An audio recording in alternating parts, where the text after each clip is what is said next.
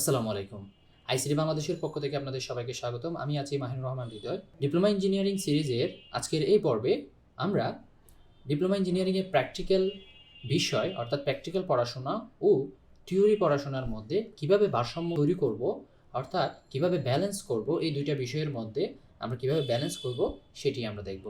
আপনারা আমাকে প্রশ্ন করতে পারেন, এটা করার প্রয়োজনীয়তাটা কি? আসলে আমাদের প্রয়োজনীয়তাটা হলো, যদি আপনি ৪ বছর ডিপ্লোমাটা ভালোভাবে করতে চান, আপনি যদি নিজেকে একজন ইঞ্জিনিয়ার স্টুডেন্ট দাবি করেন, অথবা আপনি যদি একটা ইঞ্জিনিয়ারিং ডিপার্টমেন্টে অথবা ইঞ্জিনিয়ারিং সেক্টরে যদি আপনি ৪টা বছর পড়াশোনা যদি ভালোভাবে চালিয়ে যেতে চান, তাহলে পরবর্তীতে যদি আপনি জব মার্কেটে কোনো কিছুর অবদান রাখতে চান, অর্থাৎ আপনার নিজের কোনো অবদান আপনি যদি রাখতে চান, অর্থাৎ ভালো একটা যদি জব আশা করেন, তাহলে আপনাকে অবশ্যই থিওরি এবং প্র্যাকটিক্যালের মধ্যে ভারসাম্য রাখতে হবে। তাহলে সেটা কি? সেটা আপনি কিভাবে করবেন?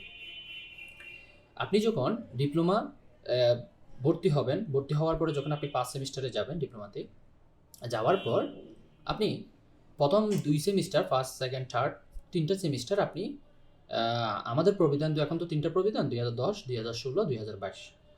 তো আপনারা যারা নতুন ভর্তি হচ্ছেন তারা অবশ্যই ২০২২ পাবেন। আমরা ২০১৬ পেয়েছি, এর আগে ২০১০ প্রবিধানে ছিল। ২০১০ প্রবিধানটা আমার কাছে পার্সোনালি অনেক ভালো লেগেছে। আমি যদি ওই প্রবিধানে পড়তে পারতাম আমি আরও একটু উপকৃত হতাম, ওইরকম আমি মনে করি আর কি পার্সোনালি। তো এই যে ২০২২ প্রবিধানের পর আপনারা যারা ভর্তি হবেন, ভর্তি হওয়ার পরে আপনারা first semester, second semester, third semester ৩টা সেমিস্টারে আপনারা ম্যাক্সিমাম জেনারেল সাবজেক্টগুলো পাবেন।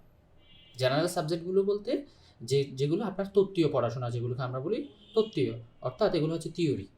এগুলোকে আপনি হয়তো ম্যাথ, ফিজিক্স, তারপরে কেমিস্ট্রি, তারপরে হচ্ছে আপনার বাংলা, ইংলিশ, এগুলো পাবেন ৩টা সেমিস্টারের। পাশাপাশি আপনার কিছু প্র্যাকটিক্যাল সাবজেক্ট থাকবে, ডিপার্টমেন্টাল কিছু প্র্যাকটিক্যাল সাবজেক্ট থাকবে।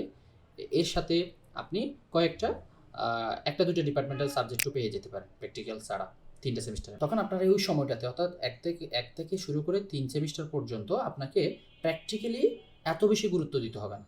কীরকম গুরুত্ব দিতে হবে না?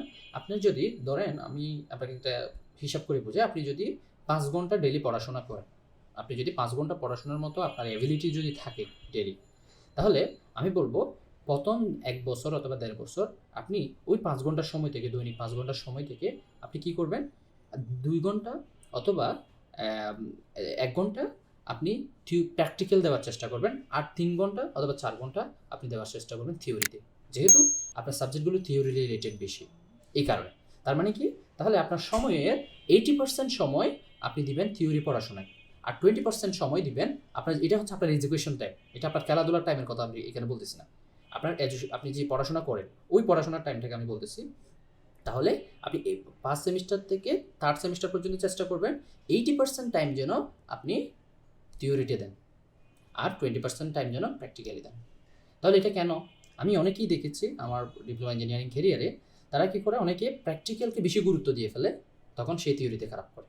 অনেকে থিওরিতে বেশি গুরুত্ব দিয়ে ফেলে, তখন সে প্র্যাকটিক্যালি খারাপ করে। যে একজন ভালো মানের একজন ইঞ্জিনিয়ার হতে চায়, যে কোনো ডিপার্টমেন্টের হতে পারে, আমরা তো ইঞ্জিনিয়ারিং স্টুডেন্ট, আমরা নিজেরাই ইঞ্জিনিয়ারিং স্টুডেন্ট বলতে পছন্দ করি।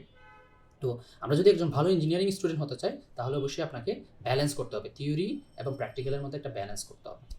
যে এই ব্যালেন্সটা করার জন্য আপনাকে এভাবে চিন্তা ভাবনা করতে হবে যে কি, আমি প্রথম থার্ড সেমিস্টার পর্যন্ত আমি 80% থিওরি পড়াশোনা করব, আর 20% যে সময়গুলো আমি আমার যে ডিপার্টমেন্টটা আছে সেখানকার আমি 2 ঘন্টা, এই 20% সময় আর কি, সেটা আমি প্র্যাকটিক্যালি দিব।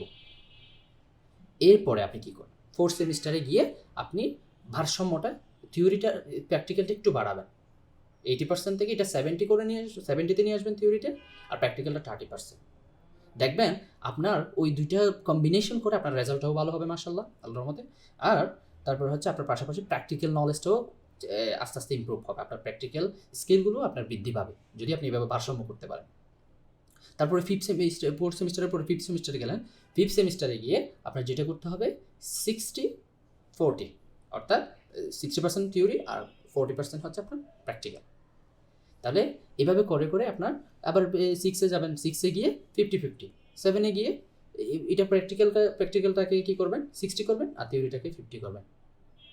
এইভাবে যদি করেন, আপনার যদি প্র্যাকটিক্যালে আপনি সময়গুলো দিচ্ছেন না, ওই সময়গুলো দেওয়ার কারণে মানে 4th 5th 6th সময় দেওয়ার কারণে আপনার 7 সেমিস্টারে যে সাবজেক্টগুলো পড়বেন ওইগুলো আপনার জন্য ইজি হয়ে যাবে এই প্র্যাকটিক্যালে সময় দেওয়ার কারণে।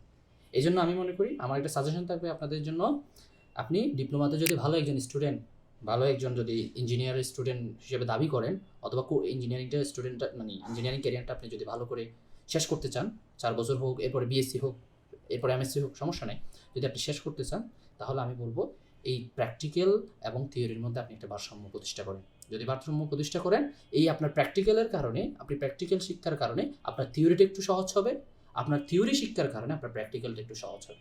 মানে একটার সাথে আরেকটা পরিপূরক। প্র্যাকটিক্যাল সাপোর্ট করবে থিওরিকে, থিওরির জানার কারণে আপনার সাপোর্ট পাবেন প্র্যাকটিক্যাল। এটাই ছিল আজকের এই ভিডিওর আপনাদেরকে বার্তা দেওয়া, যে আপনারা দুইটার মধ্যে একটা ভারসাম্য করেন। যখন আপনার প্র্যাকটিক্যালি চাপ কম থাকবে, যখন আপনার থিওরিটিক্যালি চাপ কম থাকবে তখন আপনি প্র্যাকটিক্যালটা বেশি করেন। যখন আপনার প্র্যাকটিক্যালি চাপ বেশি থাকবে তখন একটু থিওরিটা কমাই দেয়। এটা আপনি বুঝতে পারবেন আপনার পরিবেশটা কেমন, আপনার কোন সাবজেক্টে আপনি পড়াশোনা কেমন করতেছেন, আপনার মাইন্ডসেট কেমন, আপনি কোন সাবজেক্টটাকে কঠিন করে দেখতেছেন কিনা, কোন একটা সাবজেক্টকে আপনি কঠিন করে দেখতেছেন কিনা, তারপর সহজ করে দেখতেছেন কিনা, ওইটার উপর ডিপেন্ড করবে। এটা আপনাদের যে পরিবেশ, আপনার যখন যে পরিবেশে আপনি যাবেন ওই পরিবেশ অনুযায়ী ডিপেন্ড করে আর কি আপনি কীরকম সময় প্র্যাকটিক্যাল এবং থিওরিতে দিবেন। হ্যাঁ, এটার আপনারা আমি আপনাকে এক্সাম্পল দিয়ে একটা অনুপাতিক হারে বুঝাই দিলাম যে এইভাবে সময়টা দেওয়া উচিত, যেন আপনার দুইটাতেই ব্যালেন্স থাকে। ব্যালেন্স থাকার পর আপনার যেন রেজাল্টও ভালো থাকে, ডিপ্লোমার পরে রেজাল্টও ভালো একটা সিজিপিএ নিয়ে বের হতে পারেন, পাশাপাশি ভালো কিছু স্কিল নিয়েও বের হতে পারেন। পরবর্তীতে কোম্পানিকে যদি এটা সাবমিট করেন তখন কোম্পানি আপনাকে অবশ্যই কী করবে, জব দেওয়ার সম্ভাবনাটা অবশ্যই বেশি। তো আজকের এই লেসনে এতটুকুই শিক্ষা বার্তা আপনাদেরকে দিয়ে দিলাম, যে আপনারা একটু চেষ্টা করবেন ব্যালেন্স করার থিওরি এবং প্র্যাকটিক্যাল।